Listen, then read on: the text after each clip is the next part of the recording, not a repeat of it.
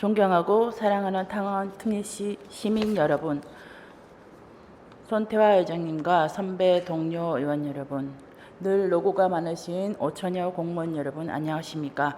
건설해양농림위원회 김미나 의원입니다. 저는 오늘 정부 재정 지원에 대한 문제점을 살펴보고 창원시의 생존권을 요구하고자 이 자리에 섰습니다. 2010년 마산, 창원, 진해 세 도시가 하나의 통합 창원시로 출범하였습니다. 당시 정부는 지방자치단체의 통합이 도시 경쟁력 강화를 향한 출발점이라고 했습니다. 15년이 지난 지금 우리는 창원의 경쟁력을 실감하고 있습니까? 2010년 60.9%에 달하던 창원시의 재정 자립도는 2023년 기준 29.1%로 특례시 위상과는 달리 전국 평균을 하회하고 있습니다. 재정 자주도 역시 상황은 다르지 않습니다.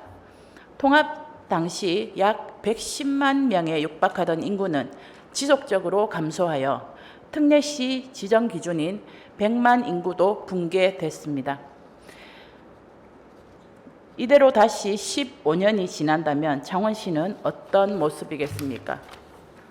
창원시의 생존권을 요구하면서 다음과 같이 말씀드립니다. 첫째, 자율통합지원금의 재연장을 요구합니다. 2010년 통합창원시 출범 당시 정부는 행정의 안정과 재정의 균형을 위해 자율통합지원금 제도를 마련했습니다. 이에 따라 정부는 2011년부터 2020년까지 1,466억 원을 지원했고 이후 한 차례 연장을 통해 2025년까지 440억을 추가로 지원했습니다. 창원시는 15년간 총 1,906억 원의 자율통합지원금을 받았습니다. 그러나 행정통합으로 발생한 비용은 자율통합지원금의 약 2.7배에 달하는 약 5,221억 원으로 추산됩니다. 통합 이후 넓어진 행정구역만큼 늘어난 인프라 수요와 지역 간 복지 격차 조정에 따른 재정 부담이 증가했기 때문입니다. 그러나 이 자율통합지원금조차도 25년, 바로 올해 말이면 종료될 예정입니다.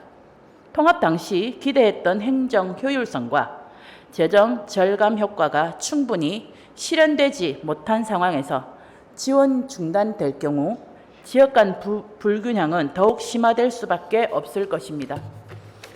통합 이후 행정 비용이 지속적으로 발생하고 있는 상황에서 직접 통합 비용이 아닌 통합 과정에서 조정 비용이라는 말은 정책의 배신이 아닐 수 없습니다.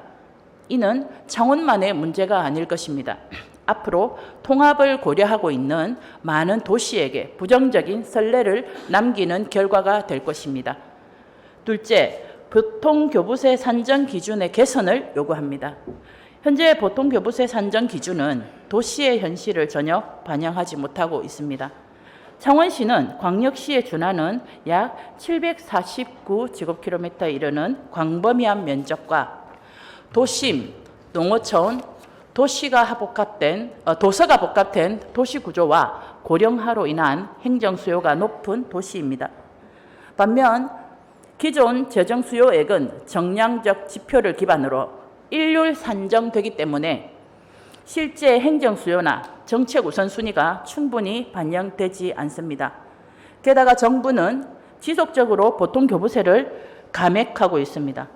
창원시의 높은 행정수요에 따라 지출은 해마다 증가하는데 수입은 감소하고 있어 창원시는 재정 운영이 이중고를 겪고 있습니다. 창원시의 생존권을 보장하고 미래 발전을 담보하기 위해서는 자율통합지원금의 연장, 보통교부세 산정 기준의 개선 두 가지가 필요합니다.